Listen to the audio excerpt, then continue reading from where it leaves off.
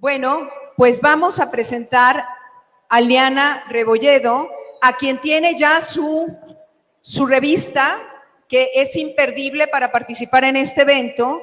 Aquí vienen los perfiles de cada una de nuestras ponentes, de nuestras speakers, de las firmantes, y viene en la página 29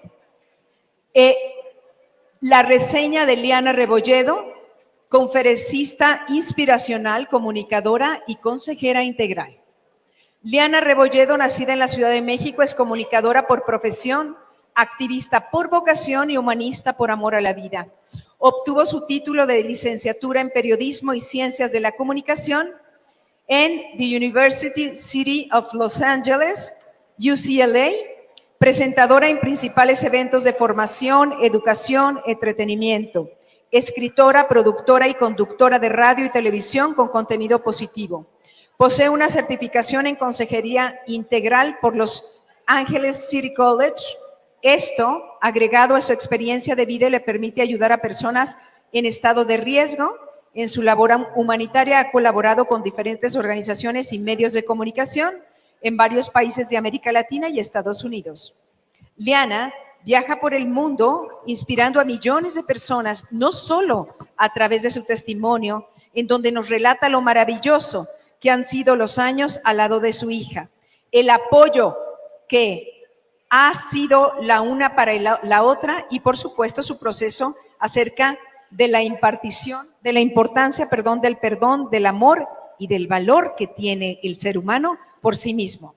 Es presidenta y fundadora de la organización Loving Life.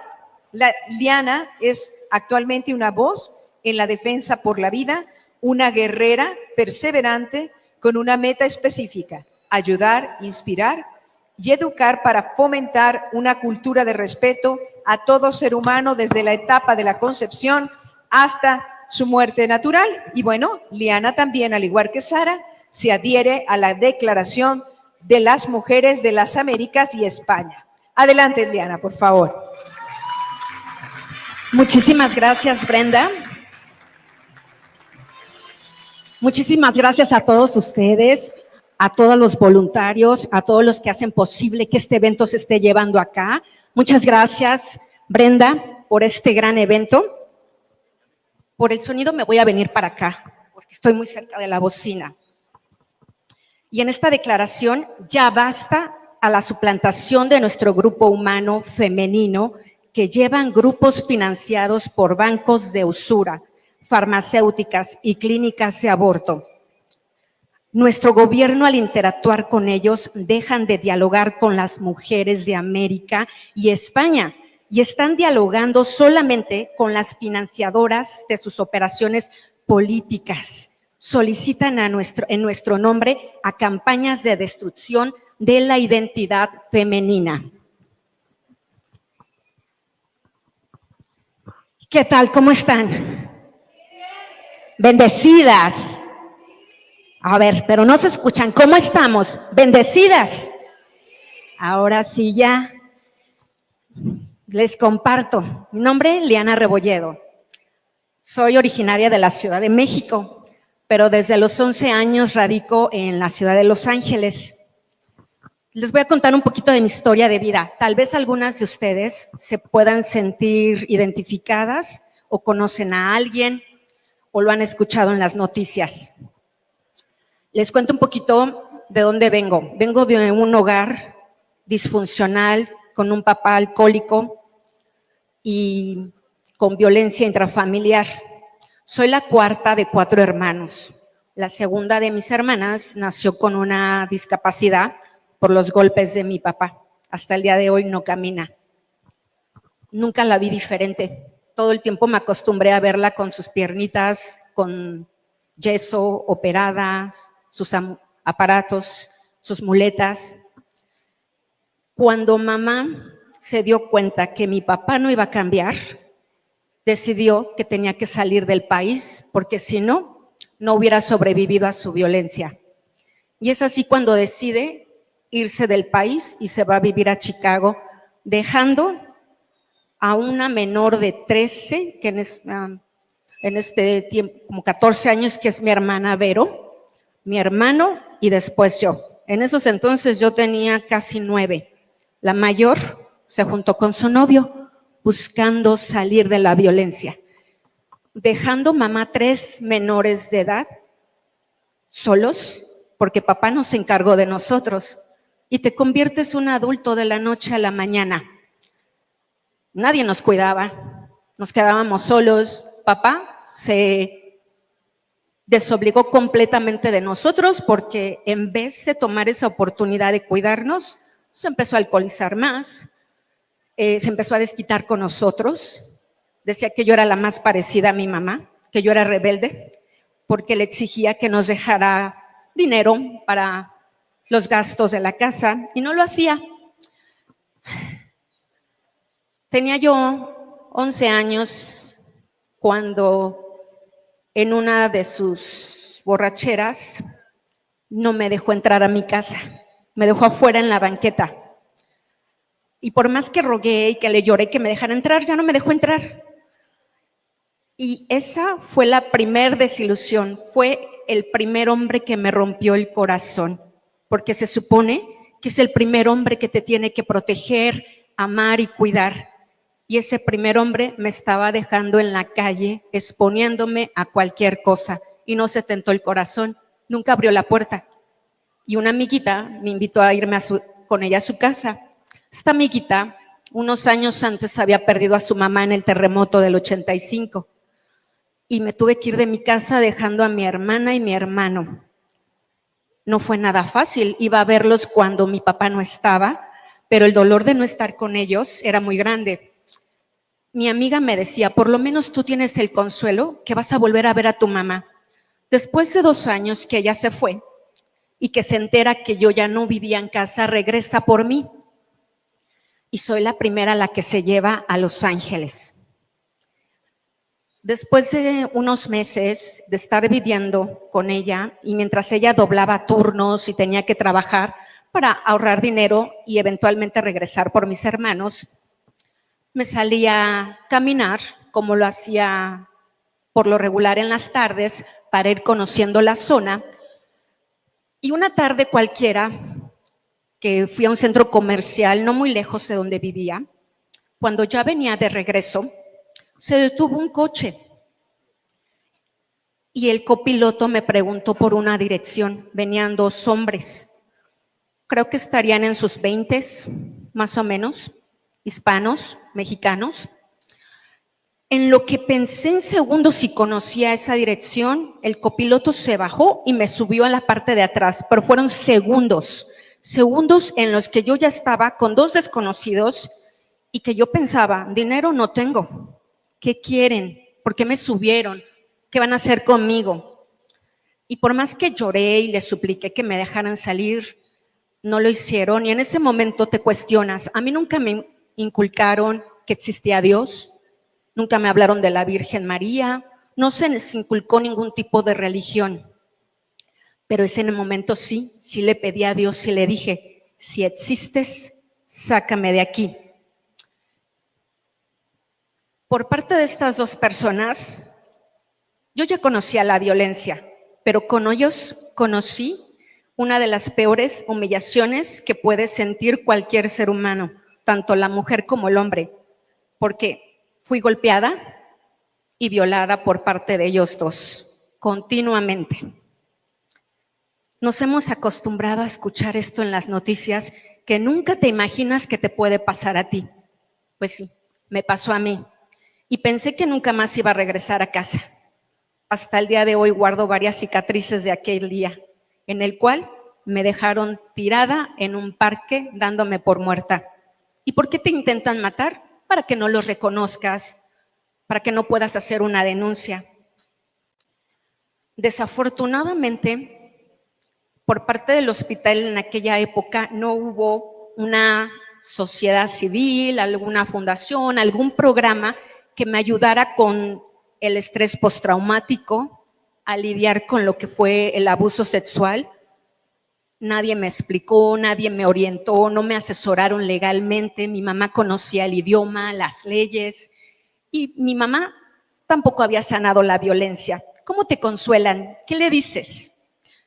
Y es por eso que siempre platicamos de la importancia de que haya programas de apoyo completamente integral a la familia, porque cuando un familiar necesita apoyo, toda la familia necesita saber cómo apoyar.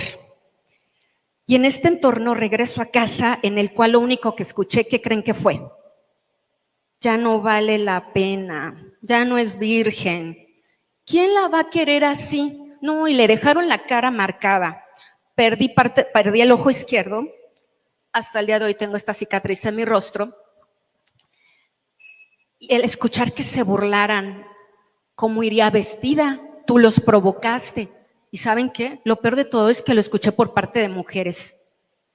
En vez de sentir ese apoyo, de sentir el no estás sola, estamos contigo, yo no escuché nada de eso.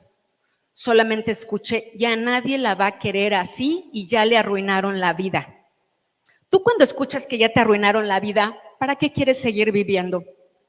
Y a los 12 años, que no tienes una madurez emocional, mental, física, decidí que me iba a tomar todo el medicamento que me habían dado. Y me tomé todo lo que me dieron junto con antidepresivos, porque no tuve tampoco ningún tipo de asesoría psicológica. Y en ese momento donde me tomo todo este medicamento, me llevan al hospital para que me atiendan. Y ahí me dice el médico, te logramos lavar el estómago, pero tienes 13 semanas de embarazo. Lo único que yo pensé cuando escuché embarazo es, oh, tengo un bebé dentro de mi pancita. Yo solo era una niña. Pero cuando él me miró y me dijo, estás en todo tu derecho, la ley está contigo, no tienes por qué estar sola en estos momentos. Puedes abortar legalmente porque el producto te va a recordar a tus agresores toda la vida. Y yo pensaba, ¿por qué le llama producto? Si es un bebé. Y le pregunto a él, si yo aborto, ¿ya no me va a dar miedo salir a la calle? Y él me dice, no, ok. ¿Y si aborto, ya no voy a tener pesadillas? No. Si aborto, ¿voy a quedar desviolada? ¿Se me va a olvidar lo que me hicieron? Y me contestó que no. Entonces le pregunté, entonces, ¿por qué quiere que aborte a mi bebé, que es mío y no es de nadie más? Y lo sentí molesto porque me dijo, bueno, de todas maneras, el producto no se va a lograr, tienes una matriz infantil y va a ser un recordatorio de lo que te hicieron estas dos personas. No escuché empatía, no sentí caridad por parte de él. Digo, tampoco es que estaba acostumbrada a sentir apoyo alguno, pero tú te imaginas que en un momento donde intento suicidarme, te van a apoyar. Y lo único que me ofrece es, no, aborta. Entonces me hacen un ultrasonido. Yo no sabía que podía preguntar si me lo podían mostrar. Estaba tan chica. Y la persona que me estaba haciendo el ultrasonido me dijo, ¿escuchas? Esos son los latidos del corazón de tu bebé. Cuando escuché que había un corazón latiendo en mi vientre, que había una vida que ya estaba creciendo, en ese momento me di cuenta que ya nunca iba a estar sola, que ya tenía una razón por quien vivir.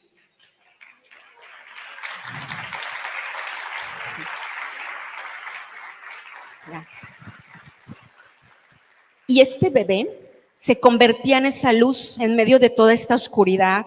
Este bebé tenía mi sangre, mis genes.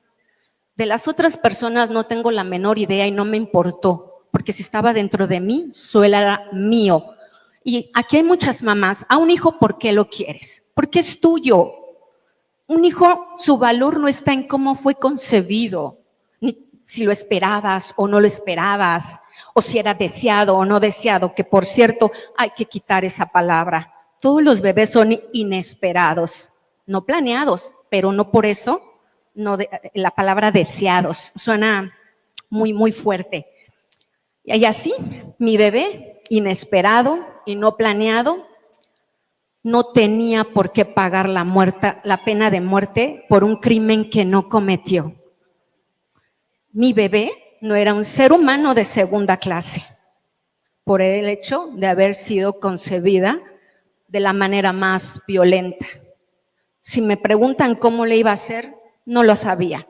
Solo sabía que este bebé se merecía una mejor vida de la que yo tuve y que si mamá pudo con 4 hijos, claro que iba a poder con una. No tenía un plan, pero sabía dentro de mi corazón que tenía que trabajar y luchar por este bebé. No fue un embarazo fácil, fue un embarazo con varias amenazas de aborto por mi edad. No tuve un baby shower, no conocí organizaciones que muchas gracias a todos los que se dedican a ayudar a todas las mujeres en un momento vulnerable. ¿Cómo me hubiera gustado conocer a alguien que me hubiese apoyado, aunque sea así, un poquito porque sí lo necesitaba? Mi bebé solo tenía unas cuantas ropitas, no teníamos mucho, pero tenía yo muy claro que iba a salir adelante por este bebé. No fue fácil porque escuchas las burlas y ahora es mamá. Y muchas personas comienzan a decir, ay, empezaste temprano. Hay mucha discriminación, hay bullying, violencia verbal, cuando la mujer necesita más apoyo, cuando necesitas empatía. Yo me preguntaba, ¿por qué no me ofrecieron apoyo? ¿Por qué no me dijeron, te vamos a ayudar? ¿Por qué me decían aborta? ¿Por qué para eso sí me apoyaban? Pero no me apoyaba nadie para tener a mi bebé, para que yo pudiera seguir estudiando en un programa diferente como mamá adolescente. Nadie me ofreció nada. Pero ¿saben qué es lo que ayuda? El instinto, el amor. El amor mueve. Y el hecho de que yo quería que esta bebé llegara al mundo y que desde antes de nacer era una guerrera, después de 78 horas se dieron cuenta que no iban a ser natural, ya que tenía los dolores de parto. Y así en una cesárea es como conozco al regalo más grande que me ha dado la vida. A mi niña que se volvió ese motor para levantarme y que cuando vi su carita y me dio su manita y agarró mi dedo más chiquito, en ese momento supe que era el amor más grande que había recibido en mi vida. Y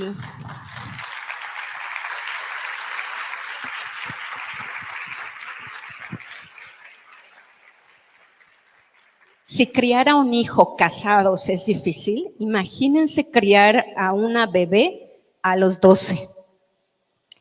Pero ¿saben qué? Nadie estamos listos, es el amor el que nos mueve.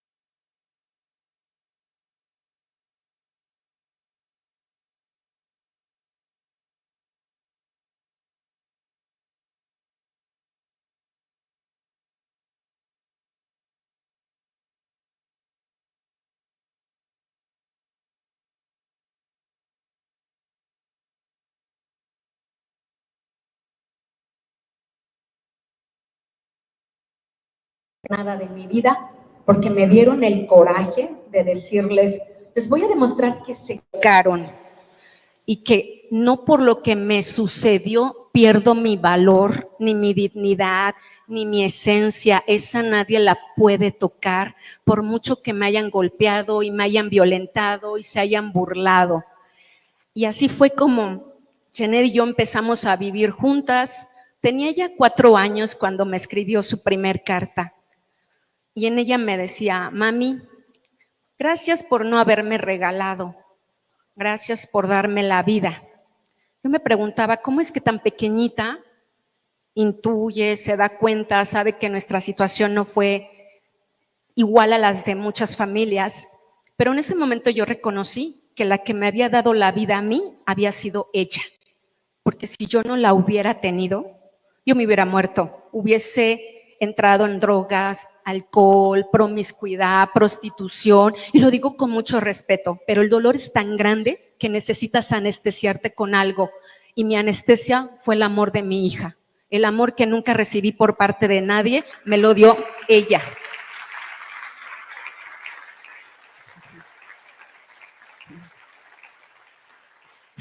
Recuerdo que esa vez que se burlaron tanto de mí, dije, entre más tierra me echen, yo voy a florecer.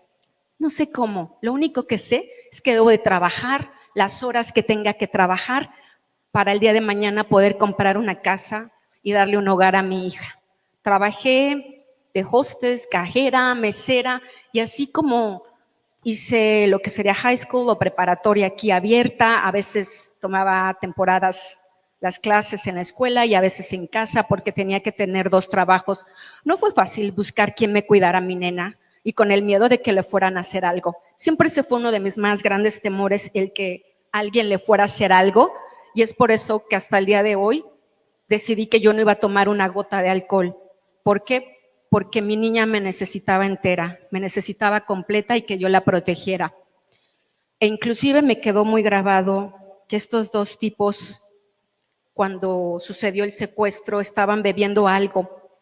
Sé que si lo huelo, sé qué es, no sé el nombre, pero si huelo qué tipo de alcohol, licor estaban tomando, puedo identificar y recordar el olor.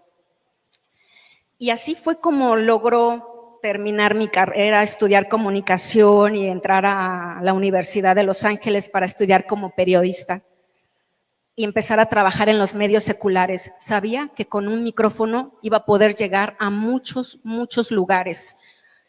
Y así comienzo a trabajar en los medios seculares, me involucro en fundaciones que apoyan a las mujeres que han pasado por abuso sexual, mujeres que han sido violentadas, y a la vez mi nena iba estudiando, también empezó a trabajar muy jovencita. Le enseñé que en esta vida nada es fácil y que tenemos que trabajar muy duro para lograr nuestros sueños, pero que la vida de todos es difícil, no nada más la de nosotros. Todos tenemos historias diferentes, difíciles, pero lo importante es levantarnos todos los días y ver en ese nuevo día la oportunidad de seguir creciendo, de hacer una diferencia para los demás. Y eso es lo que yo quería, ayudar a mujeres que habían pasado y a jovencitas, niñas que habían pasado lo que yo pasé. Y me pude dar cuenta que en estos albergues donde había hasta niñas de 4 años que habían pasado abuso, que la mayoría de las que estábamos ahí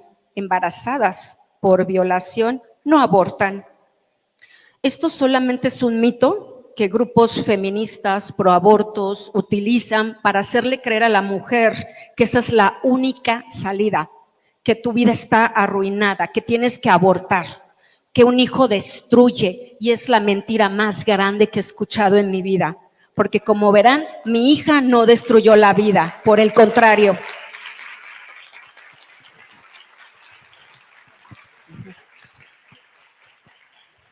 Así es como, trabajando en estas fundaciones de apoyo a la mujer, entro a trabajar a una fundación donde ayudan a familias con alcoholismo, drogadicción. Quería entender el alcoholismo de mi papá de alguna manera y ayudar a otras personas también. Y ahí conozco a una chica que me invita a una gala donde estaban recaudando fondos para una sociedad civil, una fundación que ayuda a las mujeres a que tengan a sus bebitos con albergue, les dan pañales, ropita, todo lo que necesiten en ese momento. Me movió tanto la causa porque como yo no tuve nada de eso, cuando tú has pasado por cosas difíciles, lo que menos quieres es que alguien pase lo mismo que tú has pasado. No porque a ti te trataron con indiferencia, tú tienes que hacer lo mismo, no. Aunque la vida te golpee, tú siempre dale muchísimo más. Y así fue como conozco esta fundación y empiezo a ir a las clínicas de aborto. Recuerdo que el primer día llegué y estaba el grupo que rezaba aquí de este lado. Estaba muchas mujeres rezando con el rosario, de rodillas. Y por el otro lado, el grupo pro aborto. ¿Y qué creen? Todas de ellas se les veía un odio en su rostro, una amargura, que tú te preguntas, ¿qué te hicieron para que estés aquí queriendo que otra mujer piense que el aborto es la única salida que tiene? Yo llegué como consejera de banqueta y empecé a ir cada sábado. Yo no rezaba, yo veía a las que rezaban y decía, bueno, ellas que se encarguen de rezar, yo me encargo de la consejería y pues las pro aborto ahí que nos empujen, nos escupen, nos tiran, se nos ponen en la cara, nos gritan. Y bueno, se convirtió en una misión ir todos los sábados desde las 8 de la mañana hasta las 4, inclusive les ofrecíamos galletitas, algo para que no les pudieran hacer el procedimiento, porque tienen que ir, dependiendo del procedimiento, deben de llevar el estómago completamente vacío desde la noche anterior. Y ahí fuera de estas clínicas, conocí a Eduardo Verástegui y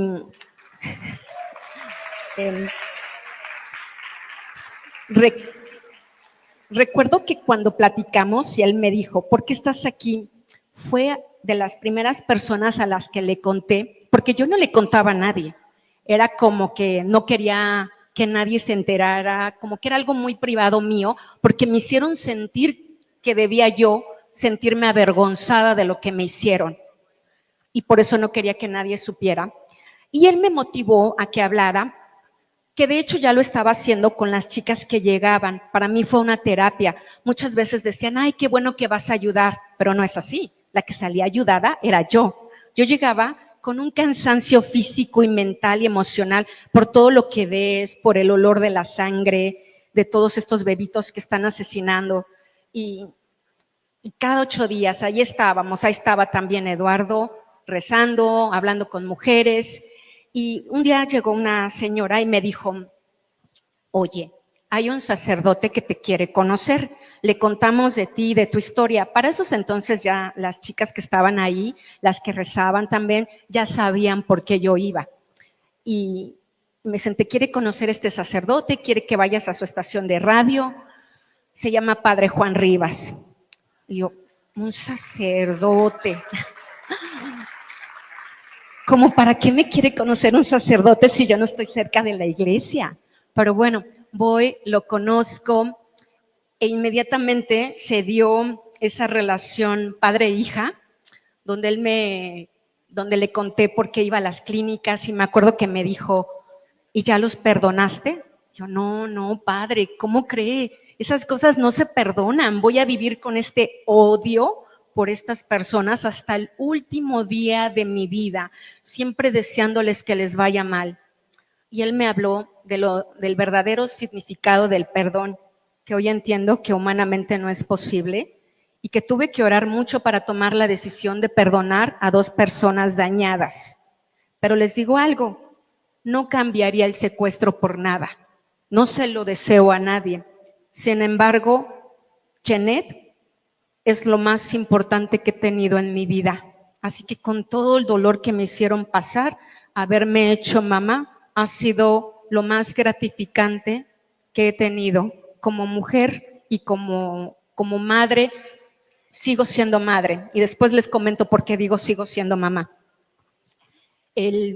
Conozco a este sacerdote que me abraza y por primera vez siento el amor de un padre, que entre yo más lloraba y él me abrazaba, yo sentía en mi pecho un calor muy grande que no puedo explicar con palabras y que entendí lo que era el amor de Dios y el perdón, y el que entendí que Dios sabía que necesitaba, no que fuera culpa de Él que dos personas dañadas me secuestraran, sino que Él en su infinita misericordia me sostuvo ahí para que yo sí regresara a casa, porque muchas mujeres están siendo secuestradas.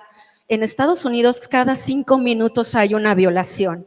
Hoy en día nos hemos acostumbrado a escuchar en las noticias del secuestro, feminicidios, la violencia que hay en la mujer, y ya basta. Que ni una más tenga que ser violentada, pero desde el vientre de las mujeres, que ninguna más sea golpeada por sus parejas, quienes son los primeros responsables en cuidarlas.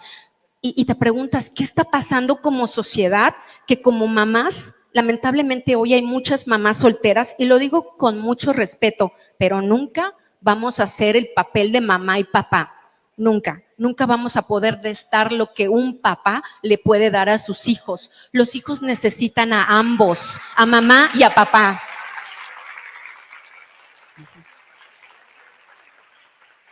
Y como mamás solteras estamos criando a varones y no los estamos enseñando a respetar. Enseñamos a la mujer a que se cuide, pero no estamos enseñando a los hombres a que respeten. ¿Qué está pasando hoy? ¿Y saben qué está pasando hoy? Que a nuestros niños nos los están quitando. Y nos los están quitando, ¿por qué?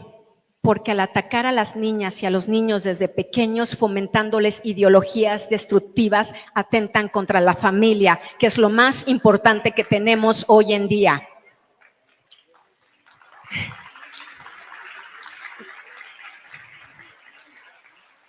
Y bueno, conociendo a Padre Juan Rivas, me invita a trabajar con él en Guadalupe Radio, que es una estación de radio católica en Los Ángeles, y televisión, en el cual él me invita a tener espacios al aire, pero también generando contenido, escribiendo, produciendo, donde me dio un espacio muy bonito. Al principio nadie lo quería, pero cuando yo escuché de qué se trataba, era un espacio de media hora frente al Santísimo haciendo oración. Se llamaba Amor de los Amores. Y en este espacio encontré algo increíble, lo que era estar frente a nuestro Señor, que después ya todas mis compañeras lo querían, ¿verdad? Porque es un espacio muy bonito que tienes la oportunidad de estar enfrente de nuestro Señor.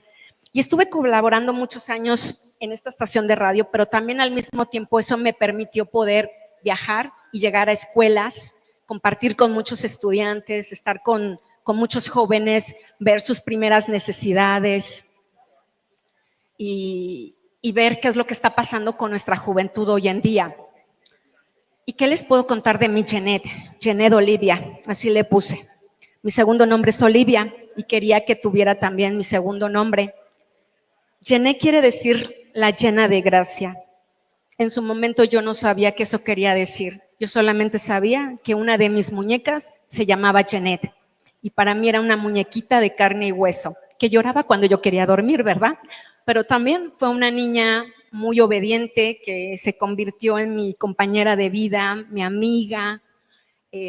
Trabajó, estudió al mismo tiempo, logró sacar sus estudios en la universidad, se graduó en contabilidad. Y recuerdo que platicaba con ella y le decía, perdóname por no haberte dado más cosas materiales, más ropa, más cosas. Y me decía, mírame, si mi mami pudo, tú también puedes. Pero verla con su rosario en sus manitas me conmovía tanto, y me sentí siempre tan orgullosa de lo noble, y no porque sea mi niña, pero del corazón que tenía esta nena, que ella decía, es que yo no quiero que las mamás sufran bullying o discriminación así como tú cuando estabas jovencita. Entonces hace su propia fundación en el cual le pone enamorada de la vida, porque me dice, es que estoy enamorada de la vida y esta es mi misión y para eso vine a este mundo. Ella ayudaba, dice, yo todavía no me siento lista para hablar como tú, pero quiero ayudar, y lo que hacía es recaudaba pañales, todo lo que necesitan las mamás y los llevaba a esta fundación para que las mamás supieran que tenían apoyo y que no estaban solos. Y si había un desastre natural, también recaudaba cosas de primera necesidad y las llevaba y llenábamos la camioneta de cosas. Y me acuerdo que la primera vez me dijo, ¿tienes $20? Ah, sí, se los doy. Y me dice, es que con estos $20 voy a comprar mis primeros pañales para ayudar a las mamitas que necesitan ayuda. Y de ahí empezó con su fundación y después empezó a llevarle comida a la zona más marginal de Los Ángeles, a los indigentes. Y tenía un grupo de voluntarios en el cual ella les decía, todos juntos, no se acerquen mucho, porque pueden estar drogados, pueden tener agujas, pueden estar infectados, y lo único que hay que pedirles permiso y saber si quieren de comer. Y les llevaba comida y me decía, hay que ponerles calcetines, porque ellos también tienen frío. Inclusive lloviendo les llevaba cobijas y así es como ella estaba muy contenta de poder sentir que era útil y que hacía una diferencia. Hace unos años ella tuvo un choque en el cual fue diagnosticada con una condición que se llama neurofibramotosis. Sé que es muy desconocida, pero es una condición genética y degenerativa que se supone que la heredó por parte de alguno de estas dos personas. Yo dije, ¿por qué no le heredaron otra cosa, verdad? ¿Por qué una enfermedad? Pero bueno, empezó con muchos dolores de cabeza, iba de emergencia al hospital cuando le hicieron saber que tenía esta condición y el neurólogo le dijo, tienes más de 20 tumores en tu cerebro. No sé cómo has podido sobrevivir hasta ahora. Con el golpe del choque, estos tumores que ya estaban se movieron y empezó a provocarle muchos dolores de cabeza, ataques epilépticos, que empezara a perder el oído izquierdo, el ojito derecho, y que inclusive lloraba mucho y me decía, no sé qué me pasa, no me reconozco. Cuando yo le hablaba, me decía que no podía procesar lo que yo le decía y la sacaba a caminar y ella ya no podía caminar sola. Es la primera vez que voy a contar esto. Siempre imito esta parte. Inclusive no la hablé en el CPAC porque pensé que no iba a poder. Después de que llené de diagnosticada, se empiezan a complicar las cosas. Creo que sí fue negligencia porque ella debió haber sido atendida inmediatamente. Pero no la atendieron, sus citas eran muy largas, tenemos que esperar mucho tiempo, al punto que hubo complicaciones y Jenny falleció. Si me preguntan qué me dolió más, el secuestro o su partida, su partida. Pero hasta el día de hoy no renegué.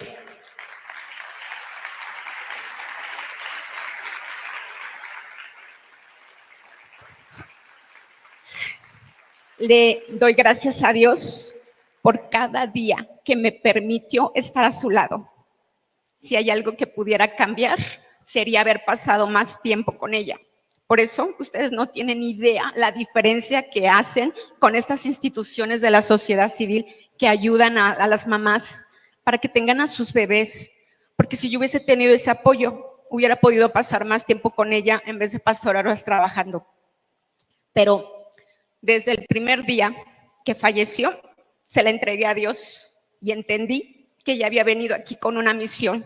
Y la misión es que siga yo de pie haciendo una diferencia para que se acabe con el mito de que la mujer que es abusada debe de abortar, porque es una mentira.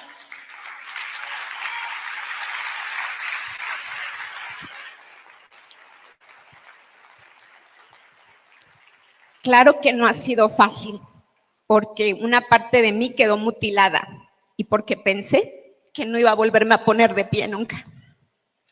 Y sin embargo, hablo con ella todo el tiempo y sé que si en vida me cuidaba, ¿se imaginan desde dónde está? ¿Cómo no me está cuidando?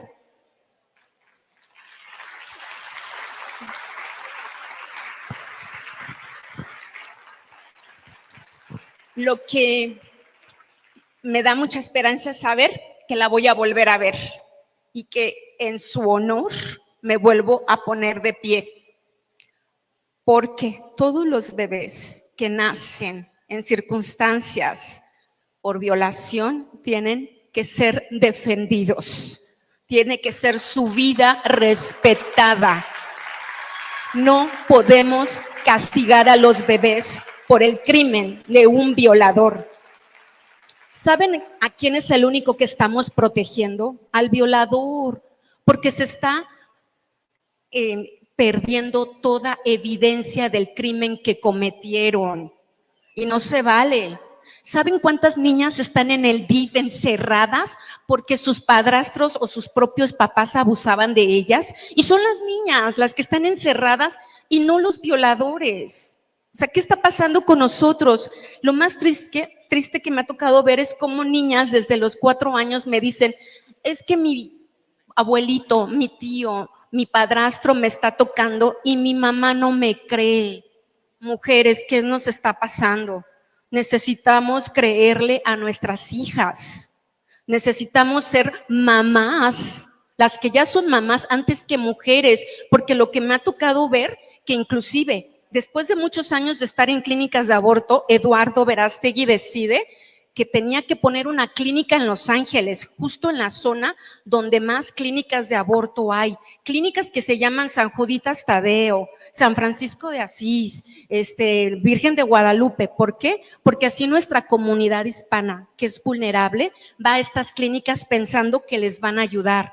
A mi hija lo que más le impactaba es que decía, mami, te están dando la oferta, un cupón de 2 abortos por el precio de 1. Y cuando vimos todo esto, Eduardo decide hacer esta clínica en donde me invita a ser consejera. Y la mayoría que llegaban a esta clínica y se les hacía el ultrasonido, se quedaban sorprendidas porque llegaban por una segunda opinión. La realidad es que ya también pensaban que ahí les iban a hacer el aborto. Tratamos de manejar una narrativa diferente para que llegaran con nosotros antes que a estas otras clínicas. Y al hacerles el ultrasonido, ellas decían, sí está vivo, es que me dijeron que mi bebé ya estaba muerto. ¿Por qué? Porque sabemos que todo esto es un negocio que está lucrando con el dolor de la mujer y que al contrario no la está ayudando, porque a estas mujeres les daban una comisión. Entre más mujeres nos traigan, les damos una comisión, creo que $50 por mujer que llevaran a abortar. Y dices, ¿qué está pasando? Nos estamos deshumanizando y no podemos hacer esto. Y es ahí donde te das cuenta que tenemos una labor muy grande, que tenemos mucho que hacer todavía, que tenemos que ser más astutas, que no lleguen a nuestros jóvenes porque nos los están quitando. ¿Y por qué nos los están quitando? Porque nuestros jóvenes hoy en día están viviendo el abandono físico porque hay una mamá soltera que tiene que trabajar doble turno y que está cansada cuando llega a casa y no puede pasar tiempo con sus hijas. ¿Por qué? Porque los niños piensan que estando metiéndose de narcotraficantes, así es como van a hacer dinero y van a tener mujeres y van a lograr sus sueños. O la mayoría de los jovencitos hoy que lo único que quieren ser son influencers y ya no quieren estudiar porque ya se dieron cuenta que con un teléfono pueden llegar a muchos lugares. Nos hace falta trabajar en nuestra casa muchísimo, pero estoy convencida que si ustedes están aquí hoy es porque sé que quieren hacer una diferencia, porque sé que cada una de ustedes puede hacer una diferencia, ya sea con sus palabras. Nunca minimicen el poquito que puedan hacer por una mujer que llega en un estado vulnerable, porque para ellas puede significarlo todo, completamente todo. Las palabras que les decimos a alguien o las levanta o las destruye. Y de nosotros depende hacerle daño a alguien y a irnos a dormir muy tranquilos. Yo quiero que así como mi niña, que sé que llegó con sus manitas llenas, ustedes también lleguen con sus manitas llenas ante nuestro Señor de decir, mira, sí hice algo por los que más necesitaban. Y sobre todo hay algo en lo que tenemos que trabajar muchísimo, el protocolo de denuncia. ¿Cómo estamos enfrentando estos protocolos donde hay una doble victimización, donde la mujer tiene que llegar y lo primero que le dicen es, ¿qué hizo para provocarlos? ¿Cómo ibas vestida? ¿A qué horas andabas en la calle sola? No, Necesitamos ser más empáticos y que en ese momento se maneje con mucha caridad, porque no es nada fácil hablar de una violación.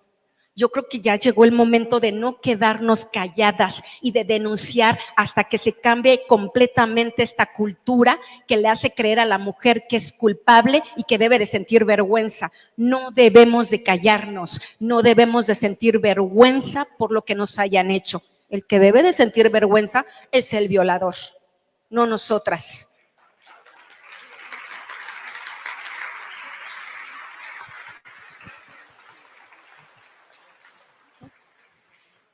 Después de que fallece mi nena y que pensé que hoy en día no estaría aquí, México, en la Ciudad de México, me hacen una invitación para sacarme de casa también, y en el cual en esta invitación me invitan a ser la portavoz de una campaña que se llamaba La Vida por Delante.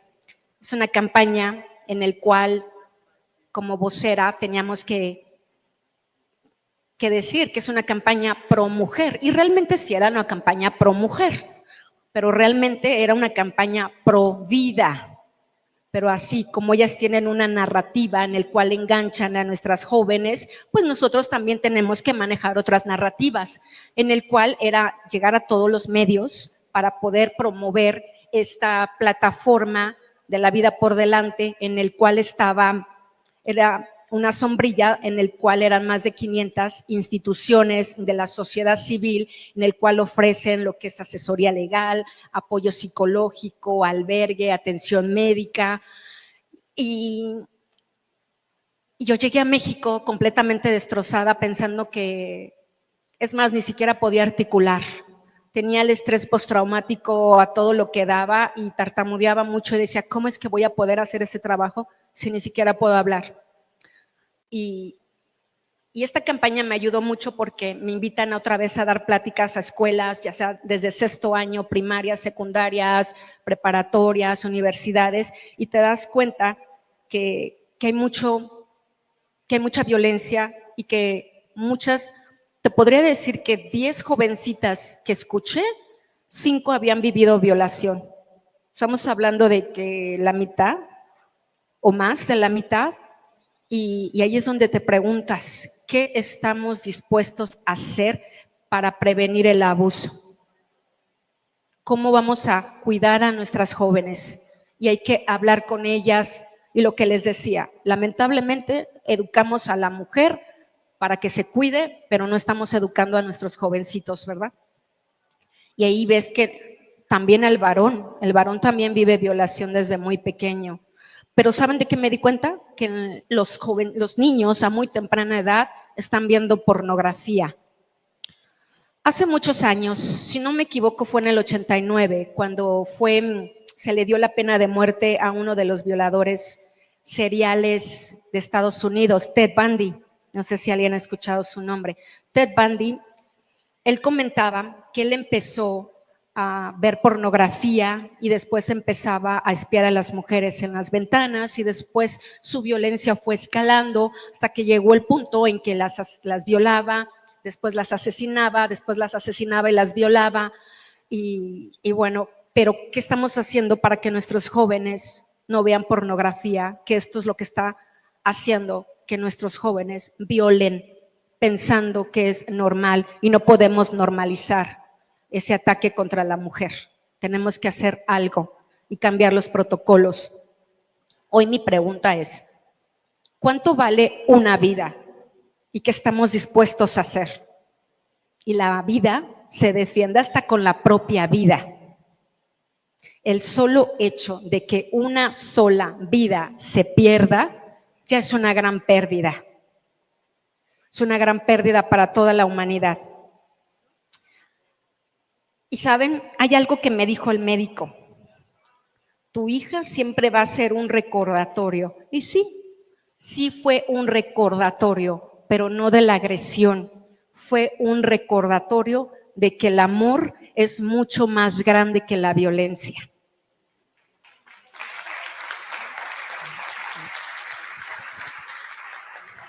Y que cuando salvas una vida, estás salvando al mundo entero.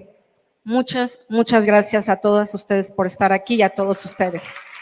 Gracias, Brenda, por Un esta oportunidad. aplauso, muchísimas gracias.